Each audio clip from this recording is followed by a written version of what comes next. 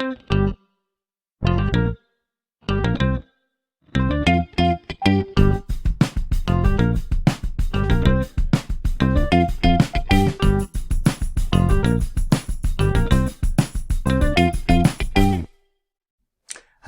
and welcome to our webinar on Zikavirus, a global health emergency.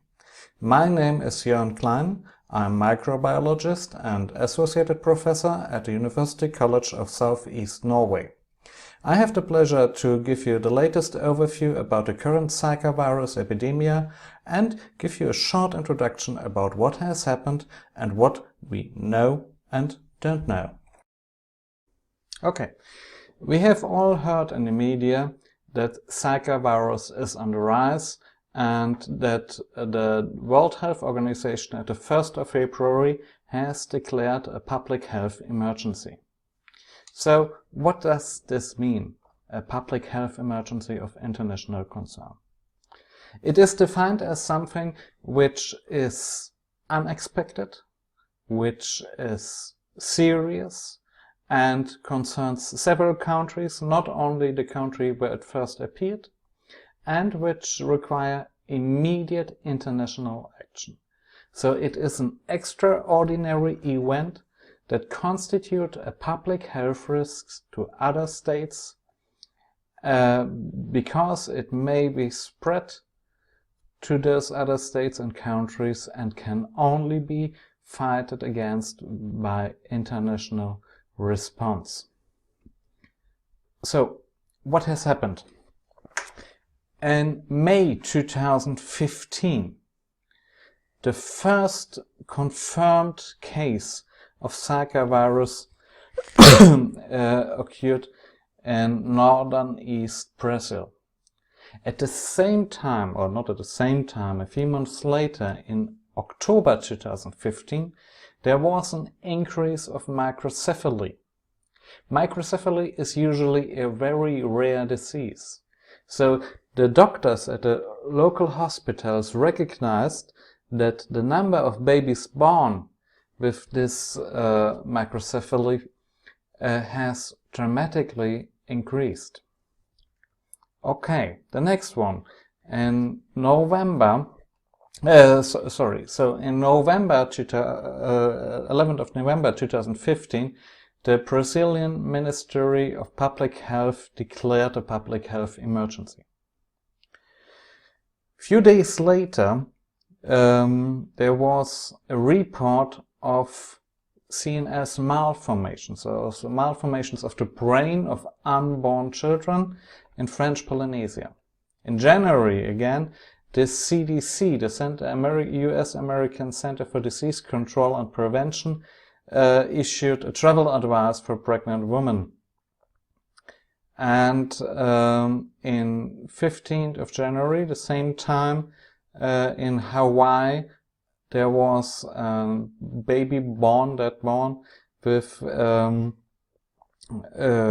microcephaly, and they detected Zika virus in this baby. Okay, that led at the 1st of February to the fact that the WHO, the World Health Organization, declared a public health emergency of international concern.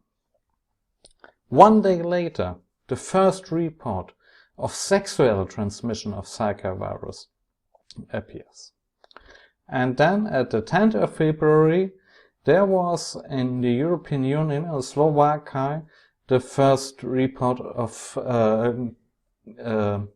congenital CNS malformation reported, and the pregnancy was terminated, and postmortem examinations discovered Zika virus genome in the affected brain of the children. At the same time, there has been Zika virus discovered in the placenta and in also terminated fetuses. And at the 17th of February, there started the first case control study, and we expect the results in April 2016. Okay, this public health emergency is a mechanism from the World Health Organization which has three main pillars. One is surveillance. We need data, we need more information to confirm if there is a relationship between Zika virus and microcephaly. The next one is how to respond. We said there is an international response required. So this has to be coordinated. And of course we need more research. So this public health emergency led to a funding of 56 million US dollar. We got a time frame of 6 months to solve the issue. Sorry. And worldwide people working on understanding this new disease. Okay. So what we know so far is that there is a spatio-temporal correlation between neurological abnormalities and Zika virus infection. However, correlation is not necessarily causation. What do I mean? Have a look on pirates and climate change. If we look on the number of pirates, it decreased over the last years. If we look on the global warming, it increased. So there is a clear correlation between pirates and the global warming. But obviously this has nothing to do with each other in a causal relationship. So only because we have seen Zika viruses at the same time as we've seen increase of cases of microcephaly and another neurological disease called Guillain-Barré syndrome, doesn't necessarily mean that they are related to each other. However, there is a good incidence. Let's have a look on the microcephaly. So we see here at the right, a picture from the Center of Disease Control from the United States. This is how a baby should look like. Babies with microcephaly have a much smaller head, and we have it in different forms. So here we have a normal brain and a normal head, and of course you see here a patient with microcephaly. The small head leads to neurological problems. Okay, microcephaly is a condition in which a baby is born with an abnormal small head. And the criteria for diagnosing microcephaly are very specific and can only be determined by a formal ultrasound. And however, not everyone is trained to do that. However, if you think your baby is at high risk for developing this microcephaly condition, go to a doctor, go to a midwife, so that the properties of your baby can be measured. And if we look here, those are the microcephaly cases in Brazil. And we see a dramatic increase approximately in week 46. So this is around 6 months after the authorities in Brazil confirmed Zika virus the first time in northern East Brazil. And we see here an increase and increase and increase. About 900 suspected cases of microcephaly between 16th of November to 18th of January. We don't yet understand the link between Zika virus and microcephaly. And at the moment we have a strong association, we have a strong relationship. And we have seen that a lot of the mothers to those babies have been infected with Zika virus during early pregnancy.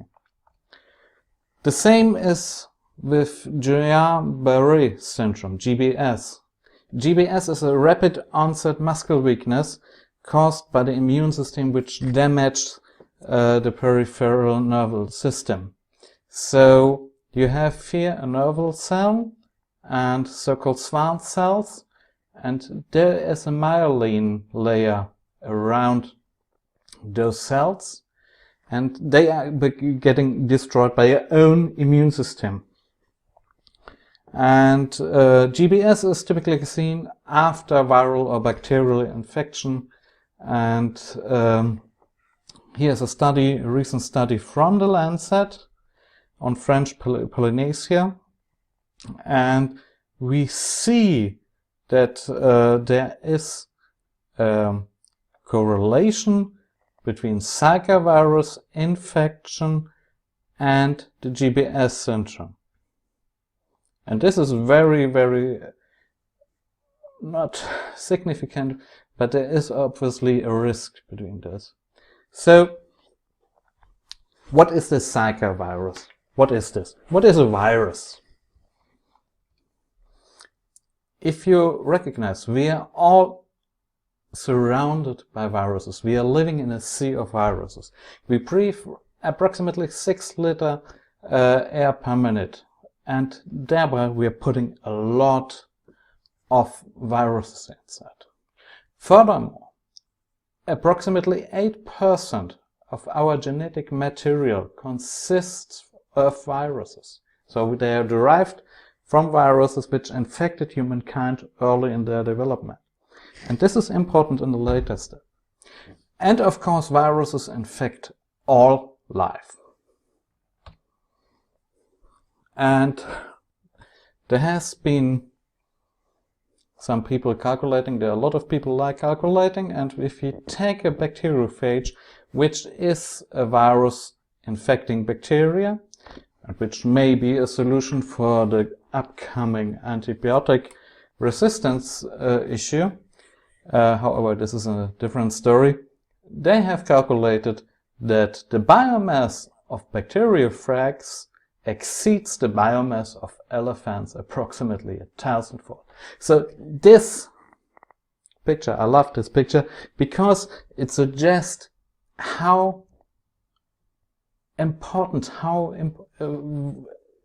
viruses, that they play a critical and important role on the world and on our planet's biosphere.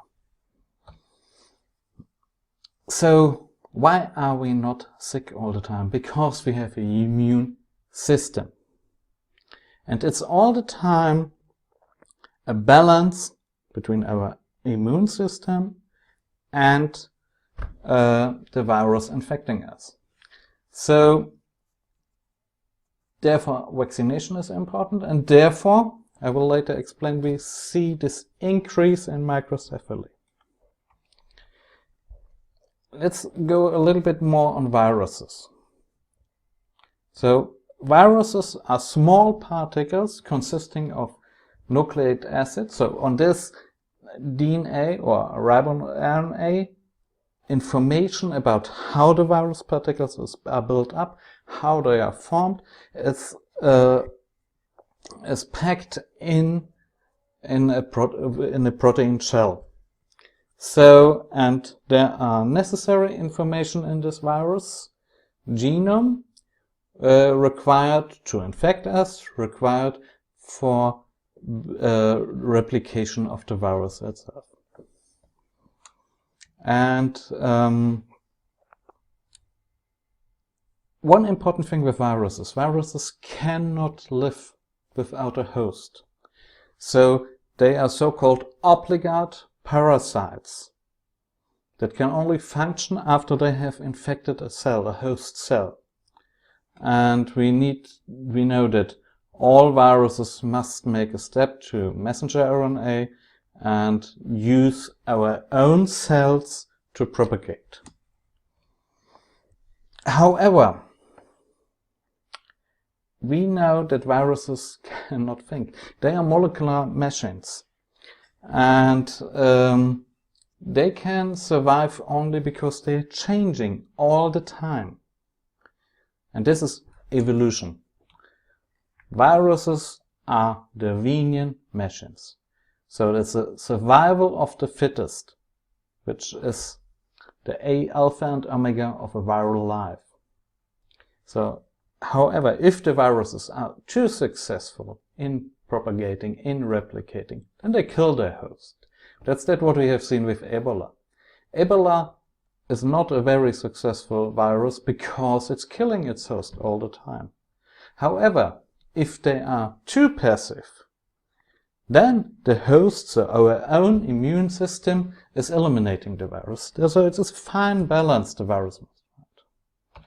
However, we all the time, I just mentioned Ebola, we all the time see in the recent years new viruses coming up. SARS, you may remember, swine flu, Ebola, of course. All the time new viruses are coming and occurring. Why? Because we're getting more and more people, because the barriers between us and the animals are getting removed, because we are traveling more and more. If you see here, these blue ones are air transport lines. The green ones are transport by sea. So if you can see, this is North America, this is South America. Here we have Africa. This is Scandinavia, Europe, Russia, Australia. So there is a tremendous transport over the different continents. And of course, another thing is climate change. We have seen here the observed temperature between 1976 to 2006. And on the right, we have the summertime. Let me explain this, as more red this is, as more change there is. And so we see that Scandinavia, especially during the winter time, is getting warmer and warmer and warmer. And this has, of course, also an influence on infectious disease. We have seen the last years, in 2009, an outbreak of a disease, an animal disease, which has previously only been known sub-Saharan. So it was only known south of the Sahara. And then in 2009, this viral disease, which is transmitted by insect vectors, has moved far to the north. It even reached southern Norway. However, after one winter period, it disappeared more and more, and we got control about those diseases. But this is an example, a clear example, how viral disease, which we haven't known before, can establish in new areas.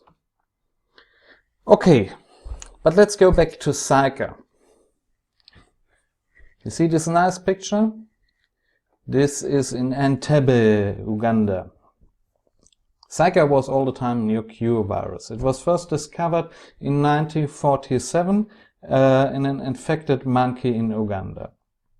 And it was at the Zika forest. Zika is, to my knowledge, in Uganda language means overgrown. And the Zika forest, as you can see, is owned by the Uganda Virus Research Institute. So in 1947 they looked for yellow fever vaccine and yellow fever transmitting mosquitoes, and they hang up cages in this Zika forest with monkeys inside, and one monkey got sick, and they discovered not yellow fever virus, but Zika virus, a new virus, Zika virus. So at that time there were no known cases of the disease. However, we can assume that the virus was around for a long time in this area. If you are natively, never have been in contact with this virus. You get a rash. This is also something that is, mothers have seen which have been born a baby with microcephaly previously. And so Zika virus was discovered in 1947, and a few years later there were reports of Zika infections in humans, and the virus began to spread. And we have seen in the last few years, outbreaks of Zika virus in Polynesia and Micronesia, and then of course in the Caribbean, and now in South America. And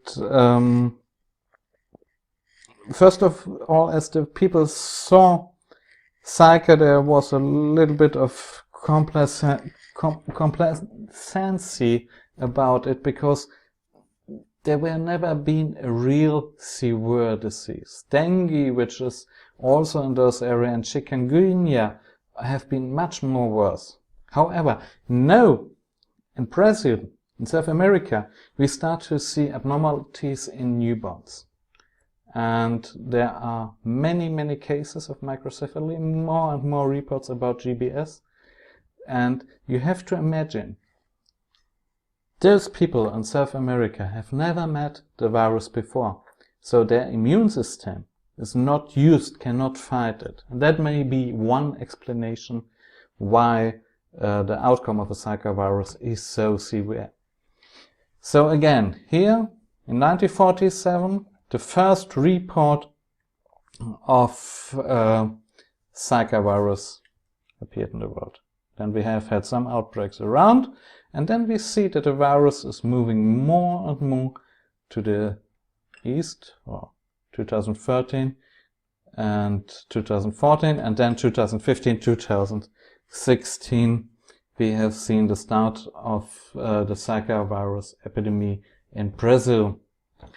And the same has been, and it has been together with an increase of microcephaly. So, how is the Zika virus transmitted? Usually by a vector, by a mosquito's vector. So that means we have a person infected with Zika virus. A mosquito comes, take the blood, flying around, has the virus, in this case Zika virus, inside its body, comes to a new human being, suck its blood, and transfer by that way the Zika virus again to another human. That's the main way of transmission for Zika virus. We have so far detected two vectors, Aedes aegypti and Aedes albopictus. However, there are also confirmed reports of sexual transmission of Zika virus. And there have been reports from both infected men, and which have infected the women, as well as the other way around. Okay, however, the most important factor for Zika virus transmission are the mosquitoes, the Aedes mosquitoes. And if we look on the distribution of Aedes aegypti, we see there are some spots where we could find Aedes. Most of it, Aedes, could not be found, and a lot of unknown. And even in those green spots, where we are saying, okay, we haven't found any Aedes mosquitoes, but the numbers of identifications, or the screening for mosquitoes in Europe, has, after the last cases of malaria in the start of 1900, stopped. We don't have good enough information about the distribution of mosquitoes. If you look here, for example, Germany, those green colors, so meaning there is an absence of Aedes aegypti, is based on approximately 900 samplings. So, however, if you have 900 spots in Germany, you sample one or twice a year, it's maybe difficult to be representative. The other vector we know is transmitting Zika virus is Aedes albopictus. And there we see we have confirmed cases in Italy and France and Spain. And again, a lot of unknowns. So, what about Scandinavia? And at the moment we are performing a research project led by Professor Morten Treland from the University of Tromsø, where we are looking inter alia on insect vectors for reindeer disease. And during this sampling we found a lot of Aedes species, however not albopictus and not aegypti, but we found a lot of Aedes species. So is this, and we don't know if they are able to transmit, if those Aedes we found in Norway, if they are able to transmit Zika virus, we just don't know. But is there a risk? Probably not. Because you first need a person infected with Zika. This must then be there must then be a mosquito sucking blood from this person, transporting it to another person. So the probability of transmission is, in my personal opinion, very low. The other reason is one does not simply walk into the placenta. A virus let's have a look on the placenta. To cross the placenta is not really easy. If we look on the placenta, which is a fascinating organ here, you have to remember that the placenta in the first trimester is quite different to the placenta in the second and third trimester. And we have here, if you have a closer look on the cells of the placenta, we have the syncytium. And here we see this is a cytotrophoblast and a syncytotrophoblast. Those are multinuclear cell layers protecting the fetus and the placenta, of course.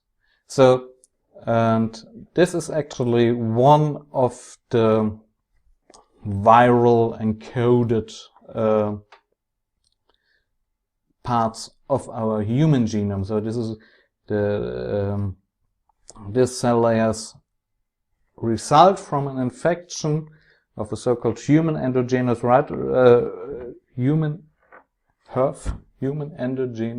retrovirus, which has infected the first placental animals a long time ago, and they developed then, they included this information from the endogenous retrovirus in their own genome and have therefore the information for this cell layer.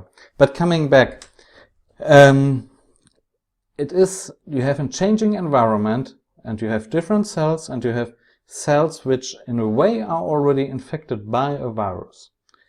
And of course there are some viruses and parasites, microorganisms who are able to infect the children. There's this so-called torch microorganism, the torch pathogens. Torch stands for T. toxoplasmosis, O, order, and R. rubella, C. cytomegalovirus, and H. herpes simplex virus. And to the others, there are chickenpox, chlamydia, and now as well Zika virus. Okay, how to protect yourself? First of all, don't get bitten by a mosquito. And the Center for Disease Control has given some advices, and you can find also further advices at the ECDC, the European Center for Disease Control, as well as, for example, the Norwegian Public Health Institute. But to protect yourself from mosquito bites, use repellents, wear protective clothes, stay inside, And as I told you, there's also sexual transmission. Use a condom all the time. And yeah, that's so far. And thank you all. It was a pleasure, and I hope you stay interested in microbiology and infectious disease. Okay, so long. Bye bye.